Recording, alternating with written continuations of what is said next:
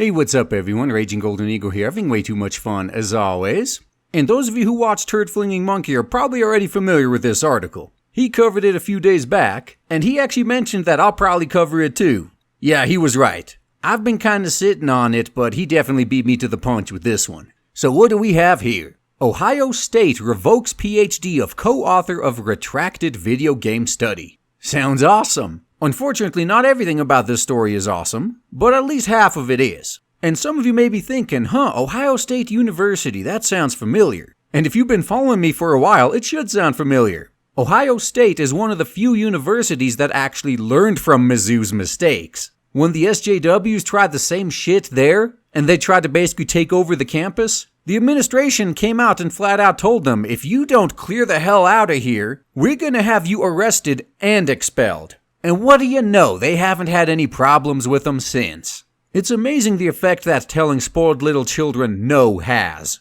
Ohio State University has revoked the PhD of a co-author to a retracted study that claimed first-person shooter video games made people better shooters in the real world. These are some good first steps right there. Though it's probably not going to be all that effective because anyone with 2 brain cells to rub together at this point in time pretty much knows that the whole video games make people violent thing has been debunked like a billion times already. Everyone knows it's junk science. Yet a disturbingly high number of this same people fall hook, line, and sinker for quote-unquote sexism and sexual content in video games having some negative effects. Those are the ideologues whose PhDs should be getting stripped right now if they want to do it at a time when it's relevant. I really don't feel like waiting for another 10 years or so when that argument is finally won, just like the violence in video games won, and then they start making these token gestures. But still, token gesture or not, it actually does a little bit to rebuild whatever credibility academia has left.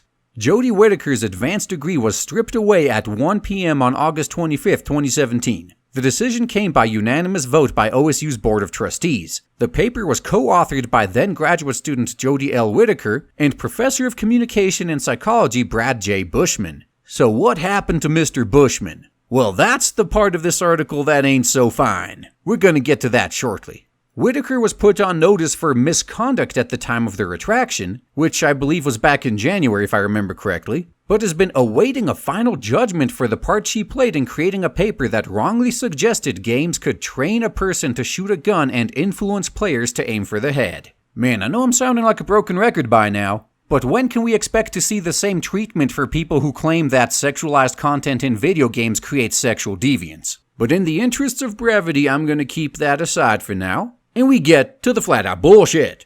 Unfortunately, Whittaker is the only one that will take the fall. The senior member of the team has been exonerated by Ohio State University. They call Bushman a professor in good standing and cite insufficient substance to the allegations of inappropriate data manipulation as they relate to him. So never mind the fact that he was the senior member of the team and a mentor to Jodie, he gets off scot-free. Can't really say I'm surprised, these professors do have a habit of looking out for their own. But still, this really just doesn't sit right with me. If ever there was an example of shit rolling downhill, this is it. Place all the blame on the lowest level grunt involved.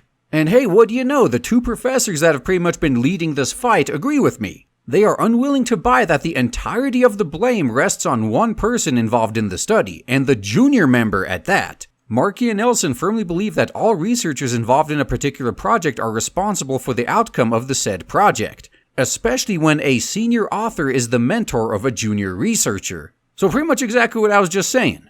I'm glad they're taking action and trying to keep this bullshit under control, but to me it really just looks like they picked the lowest level grunt on the totem pole to use as a scapegoat, and that part I'm not too satisfied with. This is definitely one of those situations where if you're only going to punish one person, you should probably make it the highest ranked person. You know, the one who likely had all the power and say in the matter? But either way, I love how this article ends with this following line. And so another poorly researched attack on a young media industry falls. The only real question is how many of these sensationalist attempts the gaming industry will have to endure before its struggle for legitimacy is over. Well, as I've kind of been harping on for the past few videos now, these same morons are still there pulling the same bullshit, it's just they've migrated from violence in video games to sexualized content in video games. They haven't let up at all. And once the sexualized content piece gets debunked like the violence had, they'll move on to something else.